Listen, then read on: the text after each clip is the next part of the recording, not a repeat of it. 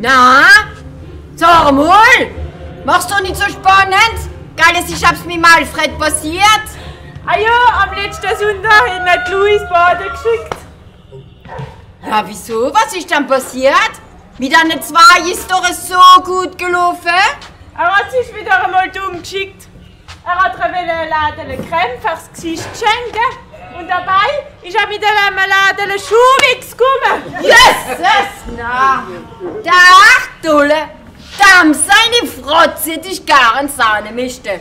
Ja, und jetzt? Was ist nun passiert? Ich hab nicht ganz Wurf der Laden gehabt. Und wie er einmal wie ein Butler unter dem Fenster rumgejummert hat er einmal voll Wasser genommen und hat sie direkt die Wanne geschickt. Yes! Ihr Junge, ihr habt Gürzel lachen. Ihr wollt uns so. Ja. Und Sei und Stroh sind viel zu knapp das Jahr. Ah, der Sommer ist viel zu heiß. Ja, wohliger Mann, da geht nichts an am Himmel. Wenn wir nur so viele Leute bekommen, wie wir wollen, dass wir das ein bisschen Strohfedern können und nicht streuen Bristen. Aber da wird es mal wieder fallen.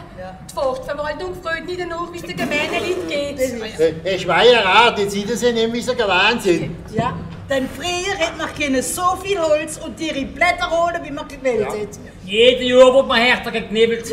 Ja, die Zeiten sind einfach nämlich so ein Wahnsinn. Das Wahre ist recht, bleiben nochmal.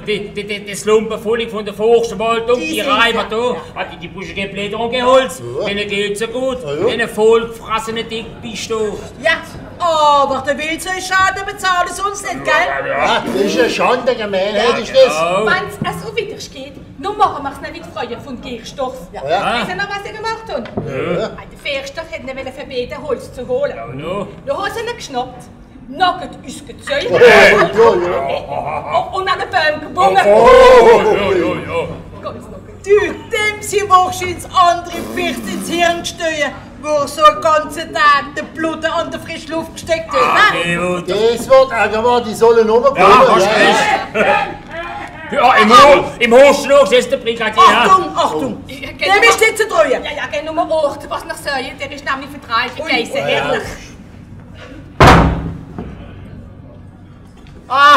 Bonjour, Brigadier! Was gibt's Neues, Herr Brigadier? Nichts, ja. Nichts gibt's genug.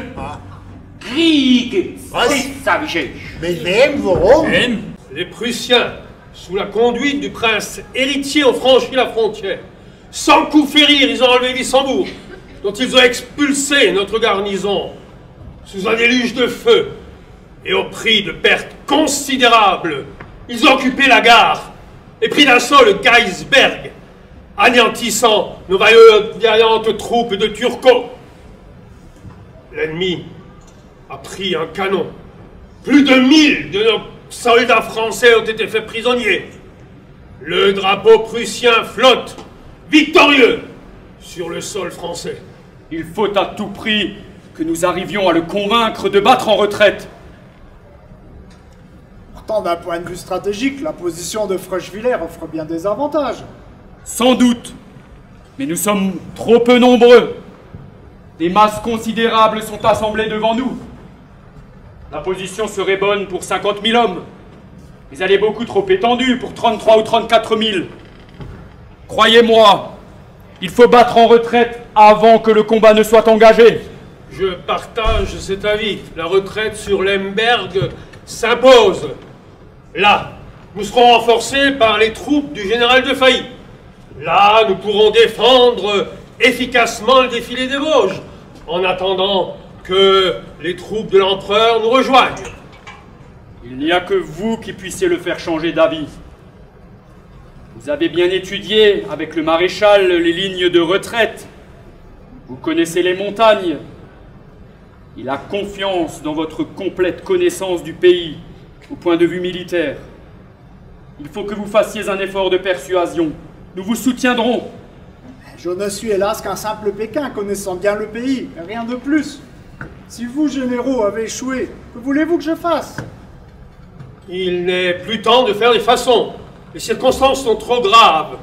J'en appelle à notre amitié, à votre amour de la patrie. En un mot, J'en appelle à votre sens du devoir. Voici le maréchal qui arrive.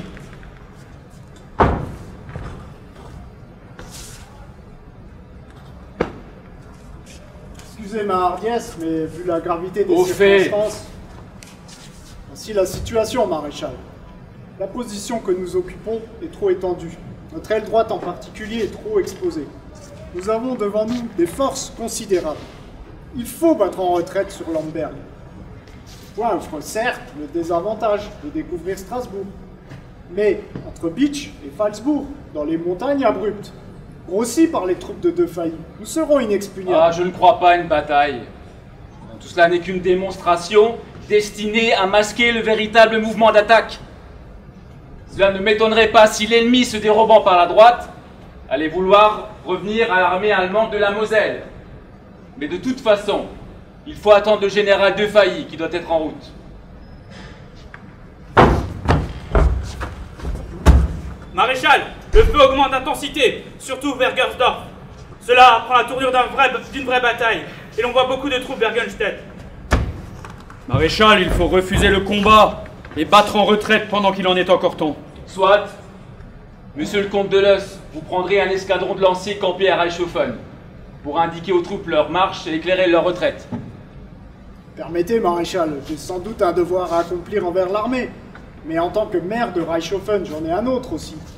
L'un me dit de suivre l'armée, l'autre de ne pas abandonner mon village qui va être pillé. C'est l'intérêt général qui doit tout primer. Avant tout, vous devez aller à l'armée qui a besoin de vous. Vous connaissez la position de Lemberg et les routes, il faut donc que vous guidiez l'armée.